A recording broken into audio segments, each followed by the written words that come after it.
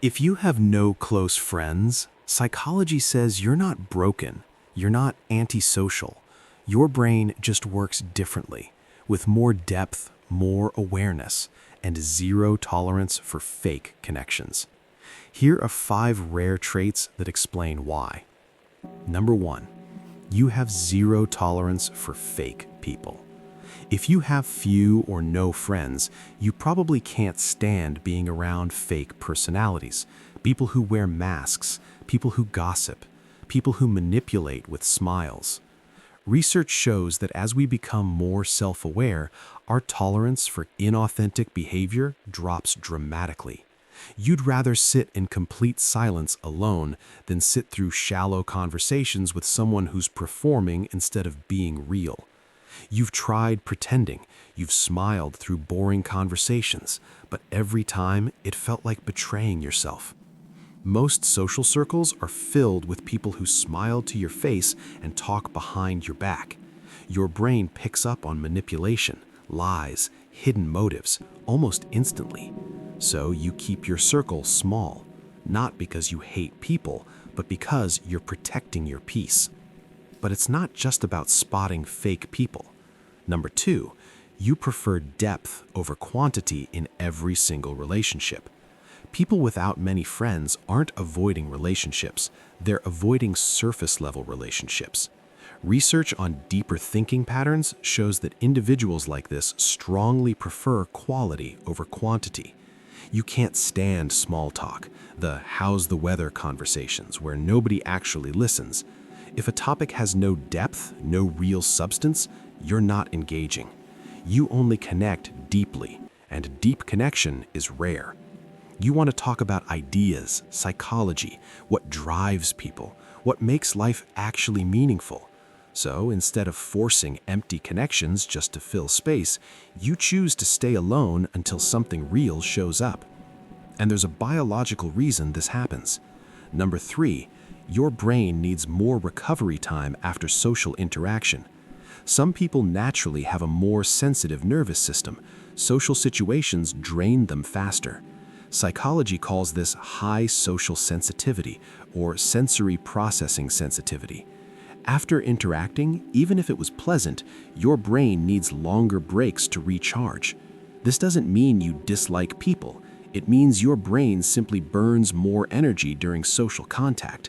While extroverts gain energy from being around others, every conversation costs you something. You process information more deeply, you pick up on more emotional cues, you analyze interactions on multiple levels.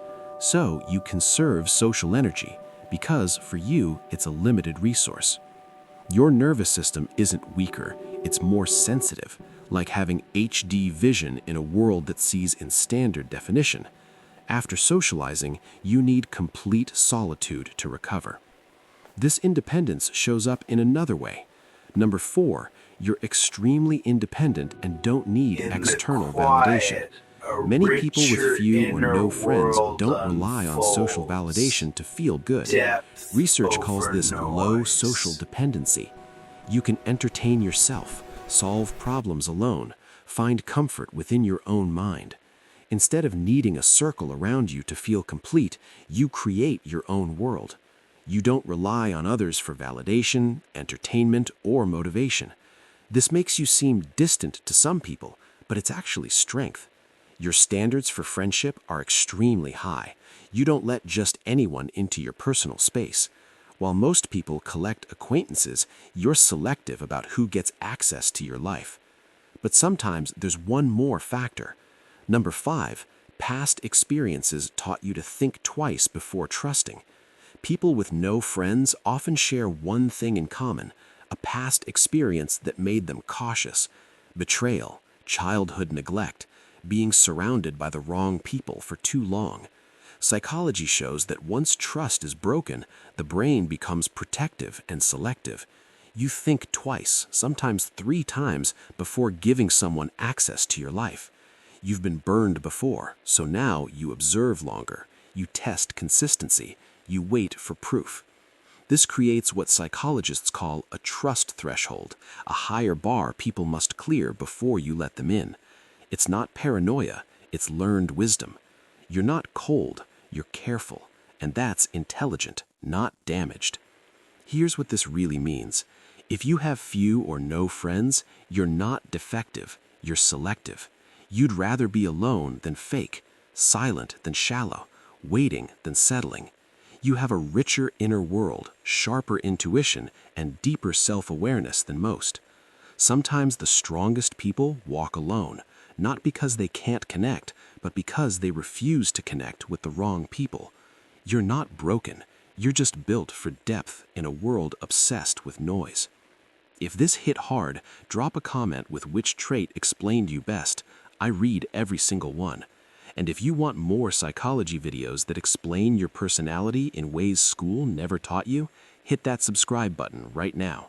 Turn on notifications, because the next video might reveal something about yourself you've never realized. You're not broken. You're just built for depth in a world obsessed with noise. See you in the next one.